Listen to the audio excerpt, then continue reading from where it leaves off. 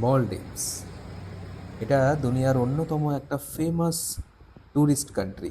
এখানে প্রচুর ট্যুরিস্ট বছরে ঘুরতে আসে, আর সেই হিসাবে এর সৌন্দর্যের জন্যই আমরা বেছে নিয়েছিলাম আমাদের হানিমুন ট্রিপের দেশ হিসাবে। আর এই দেশের সম্পর্কে প্রচুর কথা বলবো, আমাদের হানিমুনের এক্সপিরিয়েন্সটাও আমরা বলবো। বিশেষ করে প্রথমবার সি প্লেন চড়ার অভিজ্ঞতাটা একটা অন্য রকমের রোমাঞ্চকর অনুভূতি, যেটা এই ভিডিওর ক্লিপের মধ্যে দিয়েই বোঝা যাচ্ছে। এই হচ্ছে সি প্লেনে ওঠার ভিডিও। তো দিল্লি থেকে মলদ্বীপসের মালে এয়ারপোর্ট পৌঁছানোর পর ওখান থেকে একটা ছোট বাসে করে আমরা যাই সি প্লেন টার্মিনালে। আর এই সি প্লেন টার্মিনাল থেকে আমরা সি প্লেনে উঠি আর একটা আইল্যান্ডে পৌঁছানোর জন্য। সেই আইল্যান্ডটা হচ্ছে মেদুফুসি। এই সি প্লেন সম্পর্কে বলে রাখি, এখান থেকে নিচে শুধুমাত্র সমুদ্র আর ক্লাউডস ছাড়া মাঝে মাঝে একটা দুটো আইল্যান্ডস দেখা যায়। আর এর মধ্যে প্রচুর শব্দ হয় নর্মাল এরোপ্লেনের তুলনায়। ইউজুয়ালি সব থেকে বেশি আগার দেখা যাবে তো 16 জন মতো প্যাসেঞ্জার একসাথে বসতে পারে, যেমন কি এই ভিডিওতে দেখা যাচ্ছে। এরপর প্লেনটা প্রায় 40 থেকে 50 মিনিট যাওয়ার পর একদম জলের ওপরেই ল্যান্ড করে। আর এই ল্যান্ডিংয়ের ভিডিওটা মোটামুটিভাবে নিতে পেরেছি। তো তারপর এখানে এসে পৌঁছানোর পর আমাদেরকে রিসেপশনে একটা ড্রিঙ্ক দিয়ে ওয়েলকাম করা হয়। আর আমাদের এই জার্নির জন্য প্রথম যে রুমটা সেটা হচ্ছে বিচ ভিলা, সেখানে পাঠানো হয়।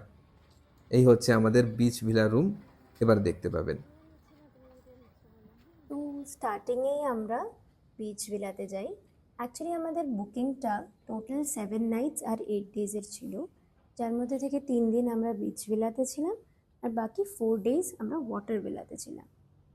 So here we go, room number 202। আর এখানে আমাদের যে এক্সপিরিয়েন্সটা হলো সেটা খুব সুন্দর।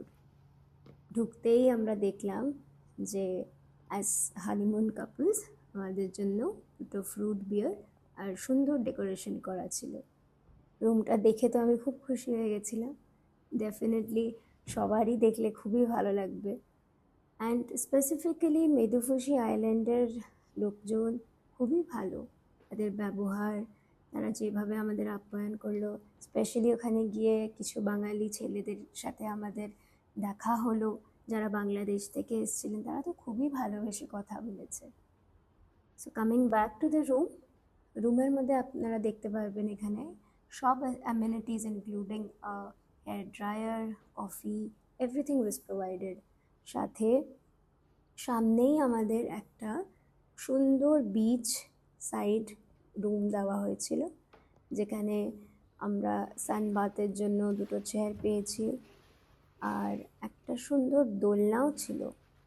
সকালবেলা এখানে বসে বা ইভিনিং টিটা নিতে খুবই ভালো লাগছিল আমাদের।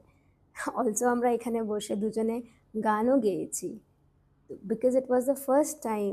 তো এই এক্সপিরিয়েন্সটা আমরা কোনোদিনই ভুলতে পারবো না।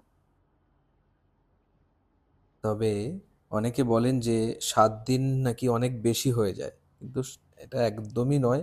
আমাদের কাছে এটা খুবই শর্ট টাইম বলে মনে হচ্ছে। বেসিক্যালি প্রথম 2 থেকে 3 দিন লাগে শুধু এই পরিবেশে অ্যাডাপ্টেশন করার জন্য। আর এই অ্যাডাপ্টেশনটা পাহাড়ের অ্যাডাপ্টেশনের থেকে একটু আলাদা, সেটা বলবো।